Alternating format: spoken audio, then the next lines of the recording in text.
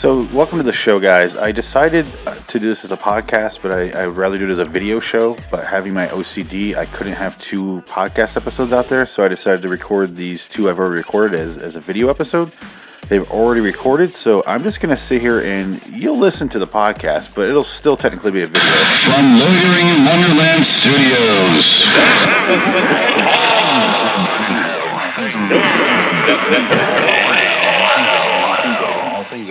With Phoenix West.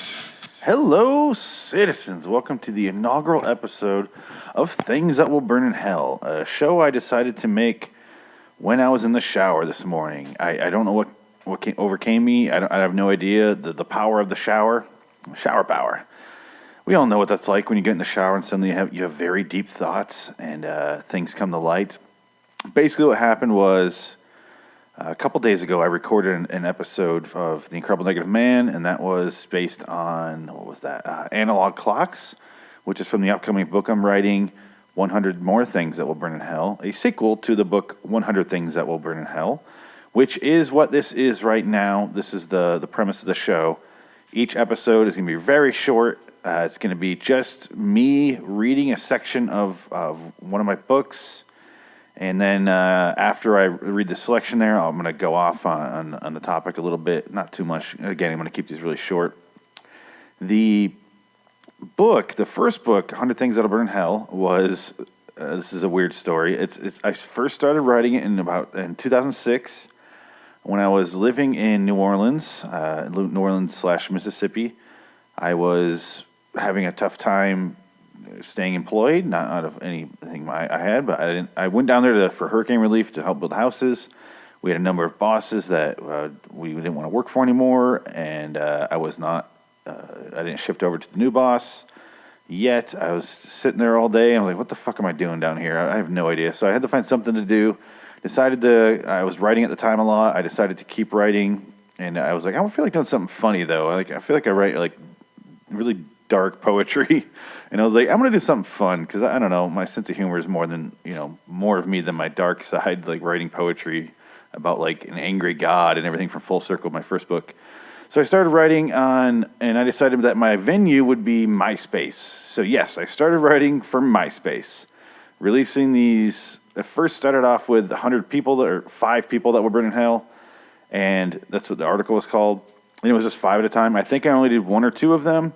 It was like people like serial killer Edward Kemper and people like, random people, celebrities that I didn't like for no reason. People I probably like now, and I just was angry, pissed off, fucking 22-year-old. Very different. And these books are the Things That Burn in Hell books are basically like a weird angry character that's not really me. Like, you'll hear some petty shit in these books. Anyway, so from 2006 until like 2007, I was writing them on MySpace, and I got up quite a bit. I got quite a number of them. I was doing 5 at a time. It was like 5 Things That'll Burn in Hell, Volume 1, Volume 2, Volume 3, and it was like that. I started off just writing words, very short little paragraphs, and then the book became something else. You'll notice here as the episodes go on, they get a lot less stupid, a lot darker, a lot, I think, funnier. The only problem is they have a lot more pictures later on, so when I read these off into a microphone, they're going to be a little more interesting. It'll be interesting to kind of work around that, but we'll see how it goes. I released the book in 2008. It was my second book. The first one in Full Circle, I mentioned the poetry book in 2007.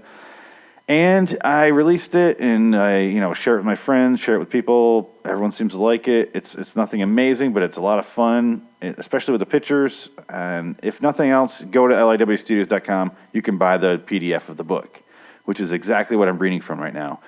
And then, the book is out for a long, long time, 7 years.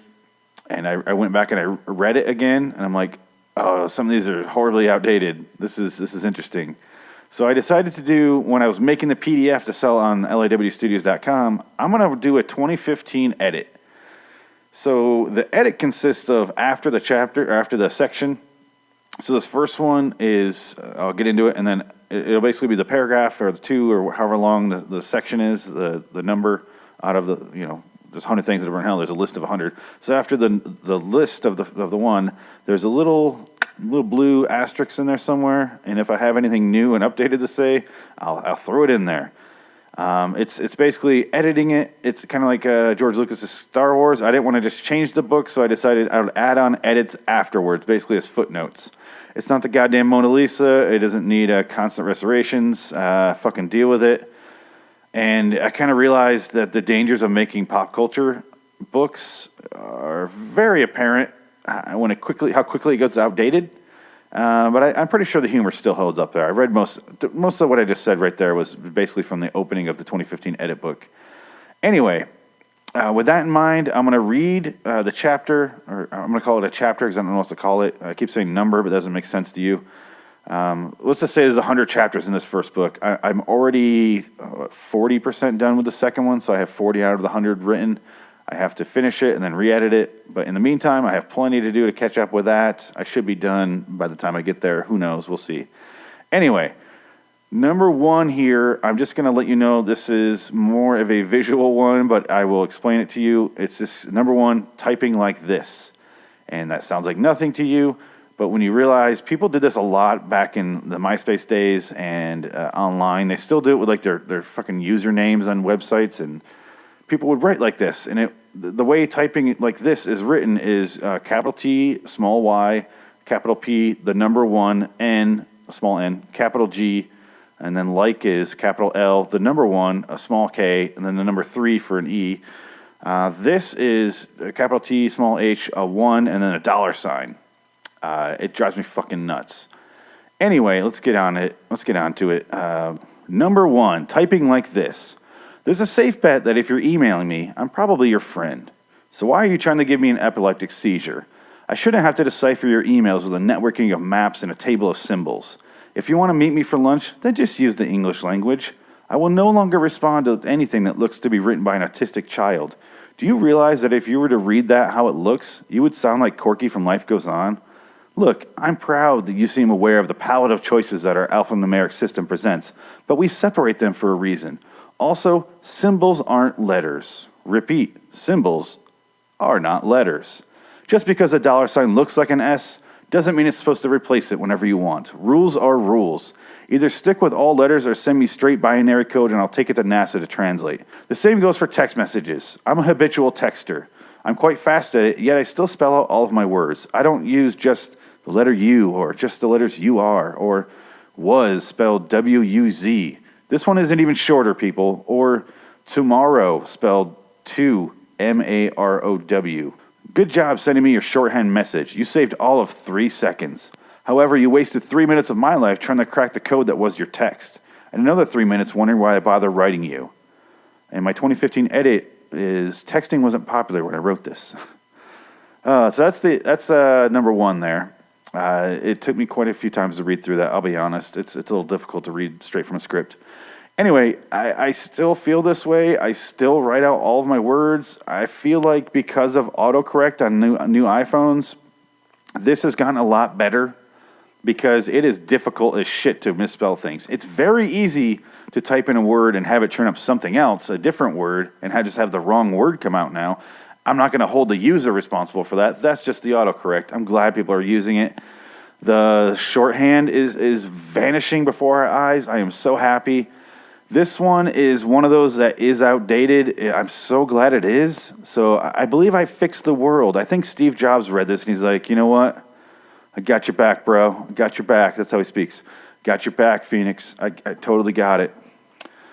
Anyway, I'm glad this one's dead. It's or dying at least. It's I don't really see it around too much. I still see it on like advertisements use this with a $sign for S. That's really about the only one. If you see like stupid, go back to like the early 2000s and look up like it's usually happened on rap albums where they use their 3 as an E or a $sign or the number 1. It happened a fucking shit ton back then, and it was quite infuriating. Anyway, guys, that's the end of this episode here. I appreciate you listening. Again, I'm going to keep these really short, but I'm going to release a lot of them, so it'll make up for it in a quantity over. I almost said quantity over quality. I'm not going to go ahead and say that. That's ridiculous. Anyway, go check out liwstudios.com. Check that out. All the shows are on there, all the other podcasts, and Speaking of which, there's the LIW American Horror Story review, LIW Walking Dead review, LIW Twilight Zone review, Westworld review. I'm just going to shorten it now. Podcast. There's Credible Negative Man, a comedy show I do where I basically write my stand-up on it. Also on there, if you go to loadingwonderland/YouTube, YouTube.com/loadingwonderland. Jesus Christ, my brain is fried. Go to youtube.com/loadingwonderland. Americant, Hack from the Future, Shitty Movie Showdown, which is merged with Nick Cage Cast. It's MST3K style. We watch bad movies and make fun of them.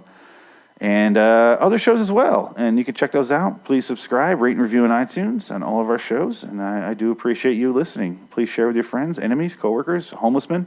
I don't know how they're getting online to look at the shows, but, figure it out. Give them an iPhone. Come on, give them one. They can text you. They can text you all day. Be like, was you the one who gave me phone, spelled an F, see you tomorrow, T2MAROW. I be homeless tomorrow too. And, you'll get like really weird texts. Wouldn't it be, actually, it's not a bad idea giving a homeless man a cell phone and just getting the just the nonstop, insane thoughts that must come from some of their minds would actually be very entertaining and not a bad idea. I kind of want to see how this goes as an experiment. Maybe I'll make a video of it. Maybe it'll be the next American episode. Anyway, guys, until next time, and in the meantime, I'm Phoenix West. So long, citizens.